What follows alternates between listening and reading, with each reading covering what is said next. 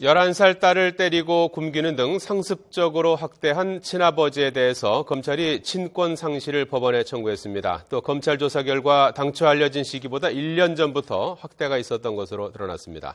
취재기자 연결합니다. 우철희 기자. 네, 사회부입니다. 검찰이 마침내 친권 상실을 청구했군요. 네, 그렇습니다. 인천지방검찰청은 오늘 11살 소녀를 학대한 혐의를 받고 있는 친아버지 등 3명을 재판에 넘기면서 중간 수사 결과를 발표했습니다. 이 과정에서 친아버지 32살 박모 씨의 친권 상실을 함께 청구했습니다. 검찰은 먼저 유관기관과의 회의를 통해 친아버지의 학대 행위가 매우 중대하다고 판단했습니다.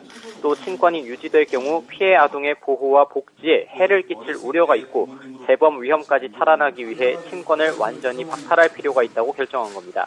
앞서 법원은 지난달 28일 이번 사건이 중대하고 보호가 필요하다고 판단해서 친아버지의 친권 행사를 일시 정지시켰습니다.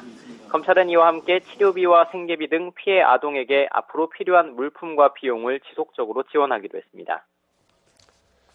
자, 검찰 수사를 통해서 새롭게 밝혀진 내용이 있습니까?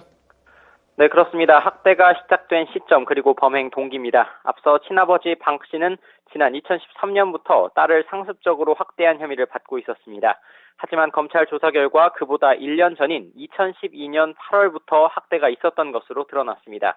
서울 강북구에 있는 한 모텔방을 전전할 당시부터 밥을 굶기고 때리는 등 학대했다는 겁니다. 또 학대 동기와 관련해서는 경제적인 어려움과 비정상적인 여건에서 피해 아동에 대한 미움까지 겹쳤기 때문으로 검찰은 보고 있습니다.